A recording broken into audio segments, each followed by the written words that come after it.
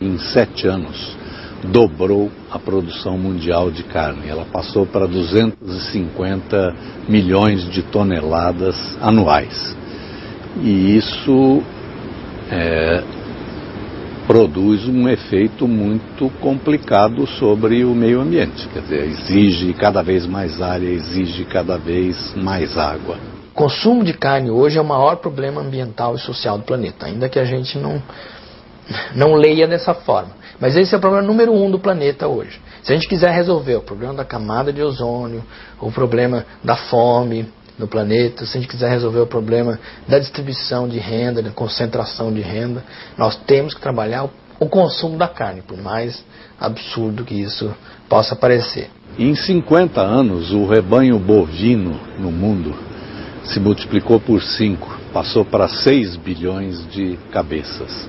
O rebanho de aves passou para 16 bilhões de animais. Santa Catarina, para se limitar à população deste estado, tem uma população humana em torno de 5 milhões de habitantes. Bom, a população suína do estado equivale a 45 milhões de habitantes. Nós vamos ter mais boi que gente no planeta. No Brasil nós estamos ali, quantidade de boi e de gente, né? Se a gente falar de porcos, galinhas, aí a coisa já passou faz muito tempo. Mas na pecuária, na Amazônia, hoje existem 35 milhões de cabeças de gado na Amazônia e existem 22 milhões de habitantes, né? Neste momento mesmo está em discussão a questão do avanço da fronteira agropecuária na Amazônia. Está muito claro uma coisa: a pecuária foi a principal responsável pelo desmatamento da Mata Atlântica, foi a principal responsável pelo desmatamento da Caatinga e foi o principal fator de desmatamento do Cerrado e agora da Amazônia.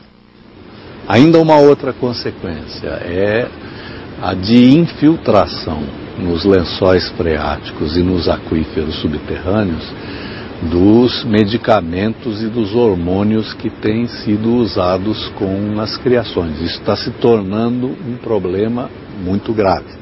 A população de suínos é o equivalente a 45 milhões de humanos, pelas dejeições que são 7, 8 vezes o que produz um humano por dia. Isso vai para onde? Vai para pequenos açudes, ou hoje em dia algumas esterqueiras, e eu digo algumas porque apesar de diversos programas não tem um tratamento conveniente.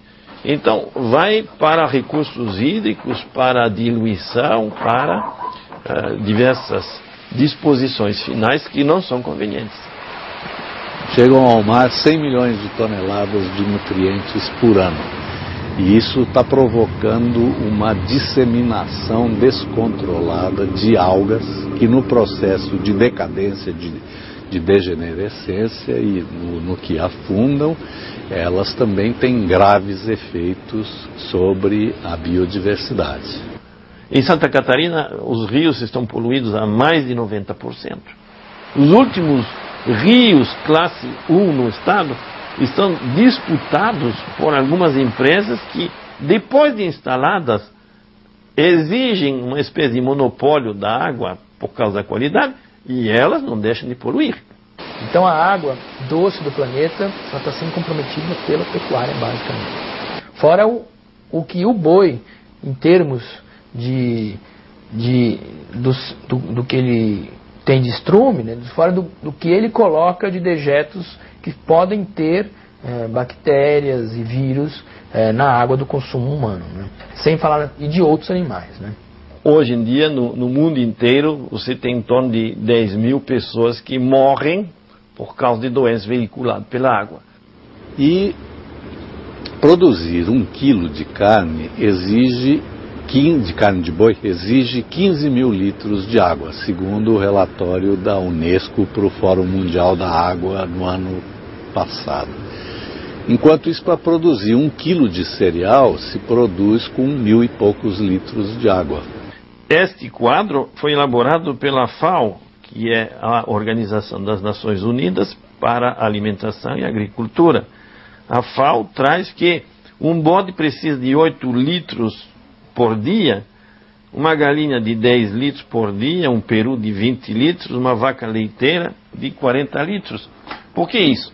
Porque considera o total da água necessária para completar o ciclo de criação desse produto. Você, quando exporta 1 quilo de frango, 1 quilo de carne suína, 1 quilo de milho, você está exportando a água que serviu para isso. Tem países que não podem mais se sustentar, não podem mais produzir os alimentos de sua população, simplesmente porque não tem água suficiente para isso. O desmatamento e as queimadas na Amazônia, que são em função desse avanço da fronteira agropecuária, já respondem pela emissão de 200 milhões de toneladas anuais de dióxido de carbono. Isso significa 2/3 das emissões brasileiras de gases que intensificam o efeito estufa. A gente só fala em CO2, né, dióxido de carbono, mas não é verdade. Tem os aerossóis, tem o metano, é o CH4, né, e tem o CO2. No processo de digestão, o boi com os seus arrotos e as suas flatulências, né, ele gera metano. E o metano, embora tenha uma vida muito mais curta do que o dióxido de carbono, ele permanece menos tempo na atmosfera, ele é muito mais nocivo. Ele é 20 vezes, pelo menos, mais nocivo do que o próprio dióxido de carbono.